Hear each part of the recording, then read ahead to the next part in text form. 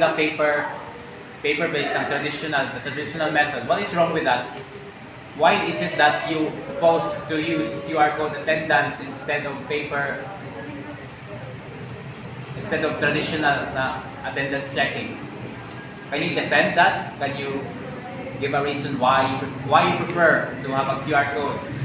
There's nothing wrong about the traditional method or that kind of attendance checking or like logbooks. We implement this kind of project because we like we are gathered or we plan this for a better and like yung parang para mas mapadali yung para madali malalaman ng mga parents or teachers or sino man dyan para madali nilang maalam kung nasa ng kanilang anak, kung nakapasok na ba and on time. That's why we implement this kind of project. That's all. You also mentioned a reward system. What would be the reward for the students if they were to check daily in? Diba you mentioned there will be a reward? Yeah, there. May I ask another member of your group to answer? Salud.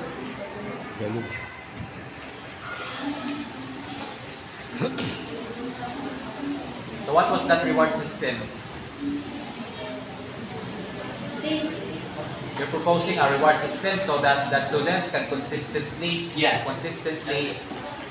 be good tardiness, diba? Yes. So what is the reward for the students? Certificates and plus points under grades. So can I ask another ang mutubagan to na question? You know? Kuya? Kaya. Si may magsulat. Sara, don't answer in unison, di ba? Naglang ako. Do you think that reward certificates and plus points should be enough to encourage students? Di ba? Nag-absent sila, wala pakita points.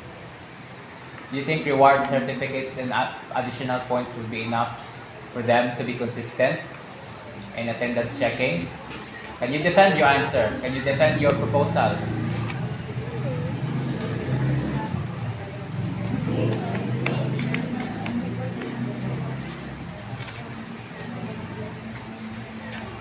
Defend that too. Lumutos gyapon? Okay, lumutos. I think they are not some of them, yes, they are not wala silang pake sa kanilang mga grado sa kanilang grades, but there are some who still want the grades.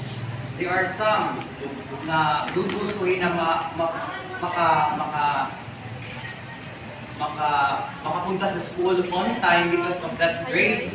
And di ba, if siya na lang nag-iisa sa whole classroom, anong mararamdaman niya? Di ba mainggit or something? Oh, I'm just left behind. Ako na lang yung natitira. Ako na lang yung mababa ang grado. But di ba? So, maiigan niyo yan. Kahit anong pang gagawin natin. Because grades, makatutulong ang grades, lalo na ngayong grade 11. Grades matter. Grade matters the most. Thank you. Okay, here are some 3 final questions. I want another one to answer. So, how does your project relate to existing research or practical applications in this field? So with this question, I'm talking about if you have research prior na na-video review of related literature. Mayroon bang kaugnayan ng mga literatura na iyong nasa lexikan?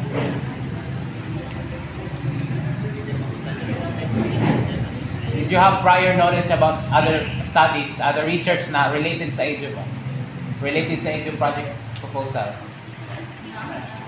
Did you have any related literature? The question is, how does your project relate to existing research or practical applications in this field? Can you cite examples of related literatures or researches?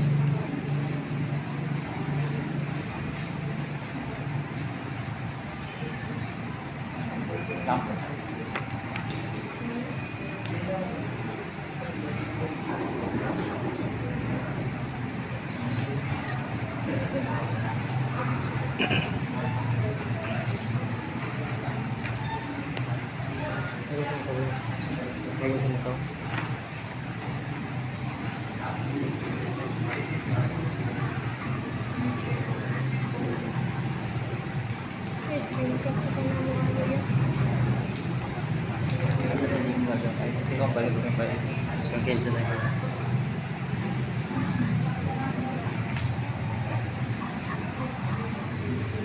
Please, sige na pagdali mo ay napaiban mga grupo. Ay, nasa?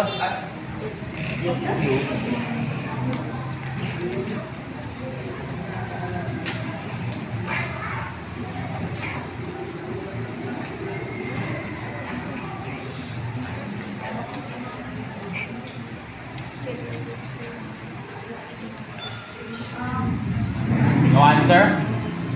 You cannot provide an answer? No. No. I can. Lomotos sa gyapon. Sige, lomotos. We do research, Kuya, but we do research in this project. And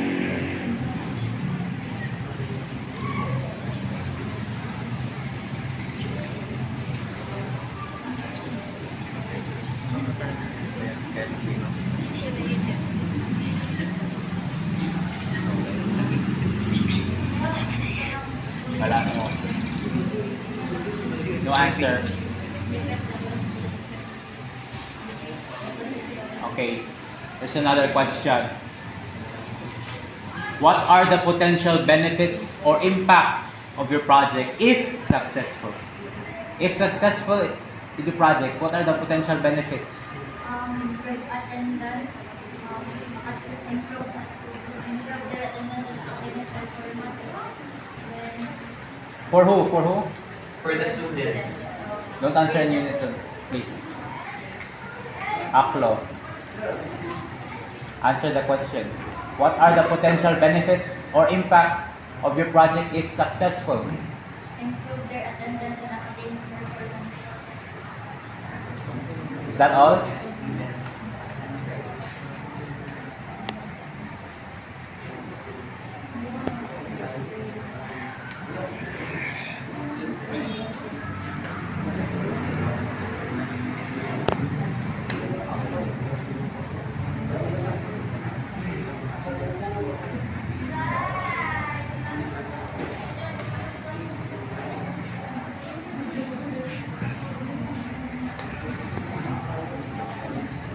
Nalisod ang mga ang ako ba?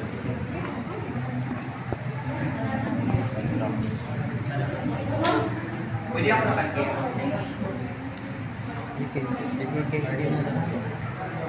No, I think that should be suffice. Are you sure that is all? Ma-improve an attendance? Is that all? Yun lang talaga. Academic performance. Okay. Final answer.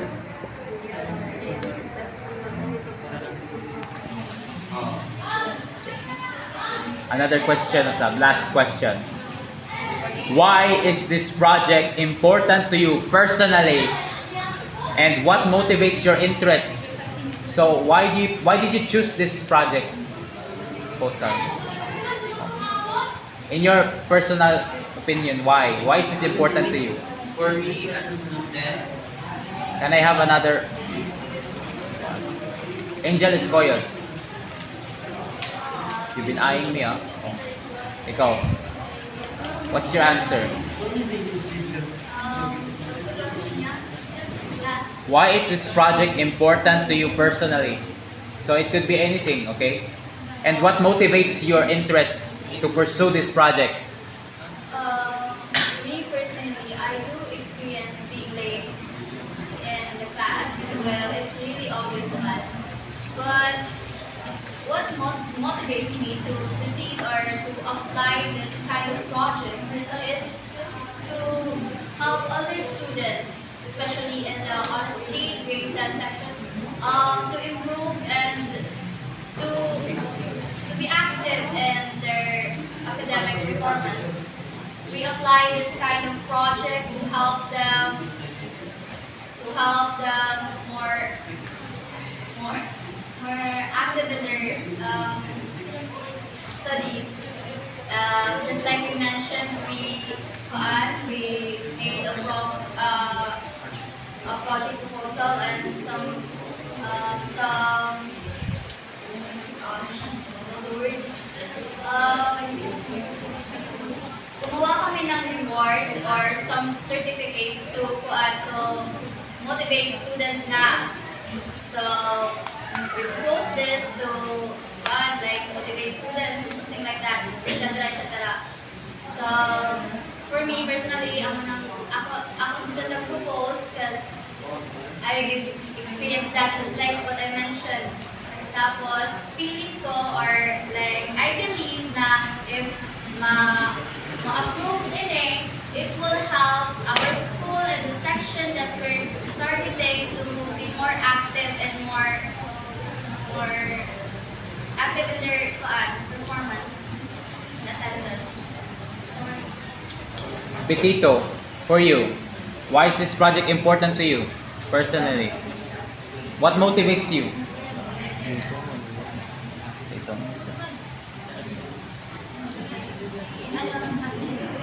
same question to Iskoyos. Why is this project important to you? This project because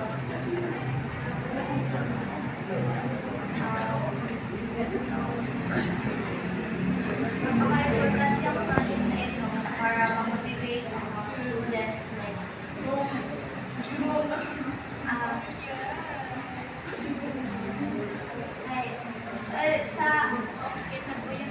same as Angel na experience ko sa doon ay experience ko rin yung late sa klase at at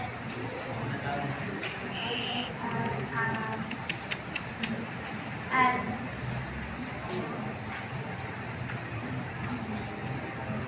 gusto ko rin